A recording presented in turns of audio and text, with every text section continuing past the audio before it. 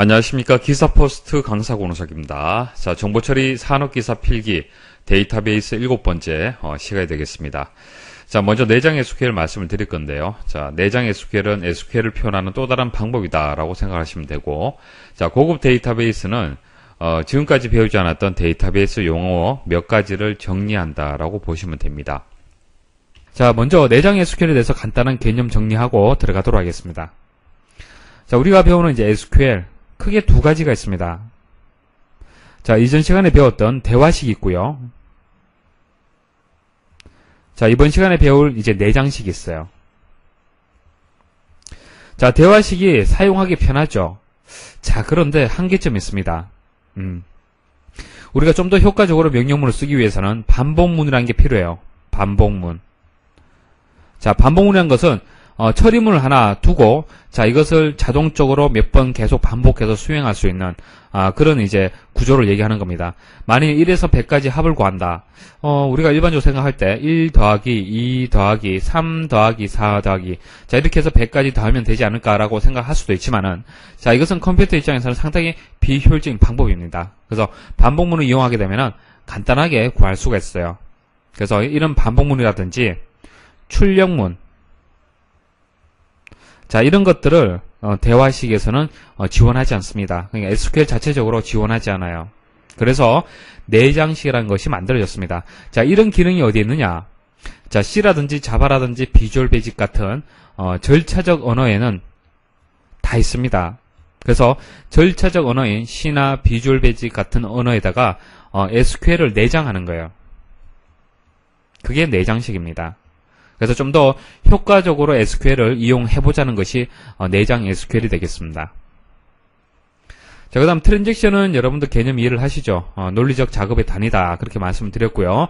자, 이런 이제 트랜잭션을 이제 수행하다 보면은 장애, 문제점이 발생하겠죠. 그 장애의 종류와 그리고 회복에 대해서 말씀을 드릴 겁니다. 그리고 보안과 암호화에 대해서 말씀을 드릴 거고요.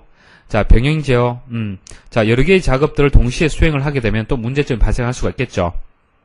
자, 그리고 분산 데이터베이스까지 말씀을 드리고 끝내도록 하겠습니다. 자, 내장 SQL. 자, 인베이디드 SQL. 자, 내장 SQL은 호스트 언어에 삽입되는 SQL을 얘기하는 겁니다. 자, 여기서 호스트 언어라는 것은 절차적 언어인 C나 C++, 비주얼 베이직, 자, 이런 프로그램을 생각을 하시면 되고요. 자, 이렇게 내장 SQL 쓰는 이유가 목적이 일괄 처리라든지 동일 업무를 반복해서 수행하기 위해서, 그래서 좀 더 효과적으로 SQL 명령문을 쓰기 위해서 내장 SQL이라는 것이 이용이 됩니다. 자, 시험에 나오는 것은 이런 그 문법이 나오는데요. 뭐 다 상세하게 나오진 않습니다. EXEC SQL, 그래서 내장 SQL이 EXEC SQL로 시작한다라는 것 정도 보시면 되고요. 그리고 기본 절차적 언어에다가 이렇게 SQL 우리가 익숙하게 봐왔던 셀렉트문이 이렇게 포함이 되어 있죠. 자, 기본 절차적 언어에 이렇게 내장이 되어 있습니다. 자, 그럼 그 절차 순서에 대해서 말씀을 드릴게요. 자, 절차적 언어는 기본적으로 처리 순서가 있습니다. 첫 번째는 변수를 선언하고요. 변수 선언. 그 다음 변수를 처리하고요. 그 다음 변수를 출력을 합니다. 자, 변수라는 것은 데이터를 저장하는 공간을 생각하시면 되고요. 데이터가 처리되려면은 어딘가 저장이 되어 있어야 됩니다. 자, 여러분들이 물을 마시기 위해서, 자, 물이란 데이터를 마시기 위해서는 물컵에 담아서 여러분들 마시잖아요. 그죠? 마찬가지입니다.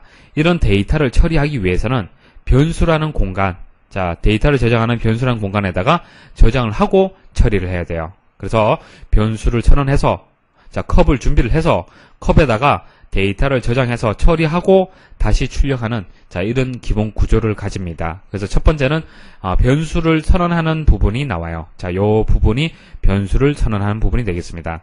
자, 물품 번호라든지 이름이라든지 단가, 이건 변수가 되는 겁니다.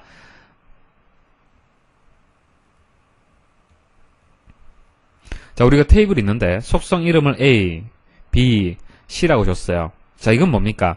이것은 테이블에서 속성 이름이죠. 속성 이름. 속성명. 자, 내장식 SQL에서는 이 속성명과 동일한 이름으로 해서 변수로 선언을 해주는 겁니다. 자, 그래서 물품 번호, 이름, 단가. 자, 테이블에 이런 속성이 있다고 생각을 하시면 되고요. 자, 그래서 캐릭터, 인트. 자, 인트는 정수형을 얘기하는 겁니다. 자, 우리가 그 데이터베이스 테이블에서 속성을 정의할 때와 마찬가지로 그 형태를 정해줘야 됩니다. 자, 테이블의 속성을 변수로 선언하는 부분이고요. 자, 변수 타입은 속성 타입과 같아야 된다. 만약 속성 타입이 문자형이면은 여기서도 문자형으로 정의를 해야 된다는 얘기입니다. 자, 요거 주의를 하셔야 돼요. 자, 이게 시험에 잘 나오죠. 자, 변수 타입은 속성 타입과 같아야 된다라는 것을 꼭 기억을 하십시오. 자, 그 다음 변수 선언 후에 이제는 삽입되는 SQL문이 나오는 겁니다. 자, select. 자, 이름과 단가를 select를 하라.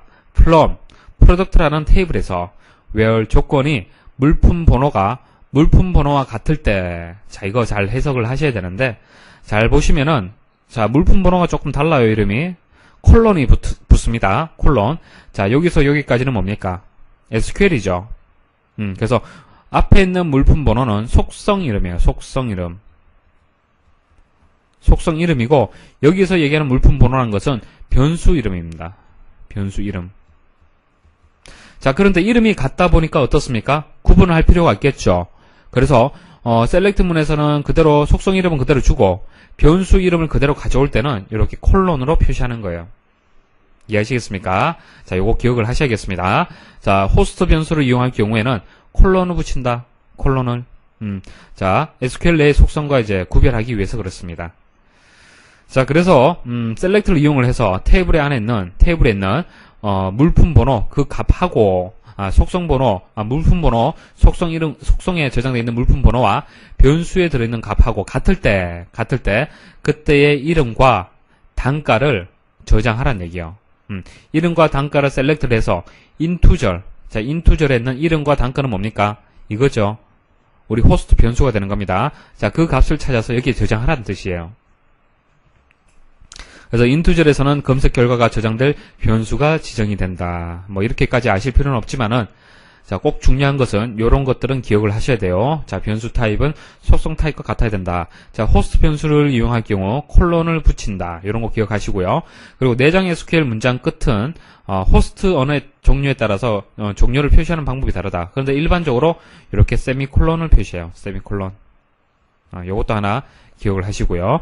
자, 문법 전체는 아실 필요 없습니다. 자, EXEC SQL로 시작한다는 거, 그리고 EXEC로 끝난다는 거. 자, 이 정도만 알고 계시면 되겠습니다. 자, 내장 SQL에서 한 가지만 더 말씀을 드릴게요. 자, 내장 SQL에서 SQL 코드라는 게 있습니다. 자, SQL의 상태를 나타내는 변수라고 보시면 되는데요. 그때 값이 얼마 값을 가지냐에 따라서 현재 상태를 알 수가 있습니다. 자, 변수 값이 0이면은 성공을 뜻하고요. 100이면은 실패를 뜻하고요. 양수면은 경고, 음수면은 에러를 뜻하는 겁니다. 자, 다시 한번 적어볼까요? 자, 0이면은 성공. 자, 100이면은 실패. 자, 양수면은 경고. 자, 음수면은 에러. 자, 요거 꼭 기억을 하십시오. 한 번씩 출제가 됩니다. 자, 트랜잭션에 대해서 말씀드릴게요. 자, 데이터베이스의 상태를 변화시키는 논리적 연산의 집합이다. 자, 트랜잭션의 특징이 잘 출제가 됩니다. 자, 원자성, 일관성, 독립성, 격리성 같은 뜻으로 보시면 되고요. 자, 영속성, 지속성. 자, 영문도 꼭 기억을 하셔야 됩니다. 자, 원자성이 뭐냐면은 모두 반영되거나 아니면 전혀 반영되지 않는다. 자, 우리가 출금할 때 출금되거나 혹은 출금되지 않거나 뭐 둘 중에 하나죠. 그죠? 그래서 트랜잭션이 가지는 기본 특징은 원자성을 가진다는 얘기입니다. 원자성. 1 아니면 0, 성공 아니면 실패, 둘 중에 하나는 얘기예요. 아시겠습니까? 그래서 부분 실행이 된다는 것은 없어요. 그래서 부분 실행은 안 되는 겁니다. 아시겠습니까? 자, 일관성. 일관성은 트랜잭션이 그 실행을 성공적으로 완료하면 언제나 일관성 있게 데이터베이스 상태로 변환이 된다. 자, 시스템이 가지고 있는 고정 요소는 트랜잭션 수행 전과 수행 완료 후와 같아야 된다. 자, 어떤 트랜잭션이 수행하기 위해서 자원이 있습니다. 자원 1, 자, 자원 2가 있어요. 트랜잭션 1이 있습니다. 자, 이 트랜잭션이 이런 자원들을 이용해서 처리를 하고 있어요. 처리하고 난 뒤에도 이런 자원들의 값의 변화는 없다는 얘기입니다. 그 상태가 그대로 유지가 된다는 얘기예요. 고정적인 요소들은. 이해하시겠습니까? 자, 다시 한번. 자, 일관성은 트랜잭션이 그 실행을 성공적으로 완료하면 언제나 일관성 있게 데이터베이스 상태로 변환되어야 되고, 시스템이 가지고 있는 고정 요소들은 트랜잭션 수행 전과 수행 완료 후와 같아야 된다. 변하지 않는다는 얘기예요. 일관성을 유지해야 된다는 얘기입니다. 자, 독립성과 격리성에 대해서 말씀드리겠습니다. 자, 둘 이상의 트랜잭션이 동시에 병행 실행되고 있을 때 또 다른 하나의 트랜잭션의 연산이 끼어들 수 없다. 자, 출금하는 과정 생각을 해보십시오. 자, 10만원이 계좌에 지금 있습니다. 그러면은 A라는 트랜잭션, 자, B라는 트랜잭션이 동시에 수행이 된다는 얘기입니다. 병행 실행된다는 얘기는, 자, 동시에 수행이 될 때 A 트랜잭션이 10만원 출금하라, 자, B도 10만원 출금하라 라고 동시에 실행이 되고 있을 때, 이때 우선적으로 하나가 실행이 먼저 된다면은 나머지는 끼어들 수 없다는 얘기예요. 왜 그래요?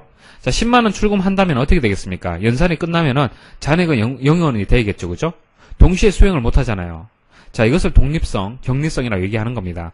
자, 둘 이상의 트랜잭션이 동시에 병행 실행되고 있을 때 또 다른 트랜잭션의 연산에 끼어들 수 없다는 얘기요. 간섭할 수 없다는 얘기요. 자, 그게 독립성이고 격리성이 되는 겁니다. 자, 이때 영문을 잘 기억을 하십시오. isolation. 자, 이거 기억을 하십시오. 자, 영속성, 지속성. 트랜잭션의 결과는 영구적으로 반영이 된다. 자, 그 다음 이런 것들은 해당 사항이 없다는 것을 자, 기억을 하시고요. 자, 이것은 오답이죠. 오답으로 해서 자주 나오는 것들입니다. 특히 여기서 독립성을 얘기를 할 때 우리가 자, 독립성을 영문으로 해서 이렇게 표시를 할 수도 있겠죠. independency. 자, 이렇게 표현하게 되면은 이건 틀렸다는 얘기예요. 아이솔레이션으로 독립성을 표현을 해야만 바르다는 얘기입니다. 자, 트랜잭션의 특징을 얘기할 때 영문으로도 나옵니다. 한글로도 나오지만은 그때 1번, 2번, 3번하고 4번 이렇게 주어졌을 때 4번이 틀렸다는 얘기예요. 자, 연산의 종류에 대해서 말씀드리겠습니다. 자, 트랜잭션은 두 가지 연산의 종류가 있죠. 자, 커밋과 롤백이 있습니다. 자, 커밋은 자, 한 작업의 논리적 단위가 성공적으로 끝났고 데이터베이스가 다시 일관된 상태에 있으며 이 트랜잭션이 행한 갱신 연산이 완료된 것을 트랜잭션 관리자에게 알려주는 연산. 한마디로 완료 버튼을 누른 것을 생각하시면 돼요. 자, 롤백, 트랜잭션의 실행이 실패하였음을 알려주는 연산자다. 트랜잭션이 수행한 결과를 원래 상태로 원상 복귀를 시킨다. 다시 원래 상태 돌리는 거죠. 취소하는 거죠. 자, 회복에 대해서 보도록 하겠습니다. 자, 트랜잭션 수행 도중에 장애, 문제가 발생하였을 때 데이터베이스가 손상이 있기 때문에 손상되기 이전 상태로 복구하는 거. 쭉 수행을 하다가 문제가 탁 생겼어요. 그러면은 문제가 발생하기 이전 상태로 되돌리는 거. 그것을 회복이라고 얘기를 합니다. 자, 그럼 장애가 발생했을 때 회복이 필요한데 어떤 장애가 있는지 보도록 하겠습니다. 자, 트랜잭션 장애, 시스템 장애, 미디어 장애가 있는데요. 시험에 한번 출제되었던 내용이 자, 이 내용이 한번 나온 적이 있습니다. 자, 이 세 가지 유형 중에서 트랜잭션 장애가 데이터베이스에 손상을 줄 가능성이 가장 적어요. 왜냐면은 트랜잭션은 작업이 한 단위죠. 하나의 작업이 장애가 발생했다 하더라도 전체 시스템에는 큰 영향이 없습니다. 근데 시스템 장애는 어떻습니까? 데이터베이스 시스템 전체적으로 문제가 발생하더라는 얘기입니다. 자, 미디어 장애는 뭐냐면은 데이터가 저장되어 있는 물리적인 공간, 뭐 하드디스크 하나의 예가 되겠죠. 하드디스크가 고장이 난 거예요. 그럼 어떻게 되겠습니까? 데이터가 다 지워질 수도 있겠죠. 자, 이런 장애가 있는데 그 중에서 트랜잭션 장애가 그나마 손상을 줄 가능성이 가장 적다는 얘기예요. 자, 이게 시험에 한번 나온 적이 있어요.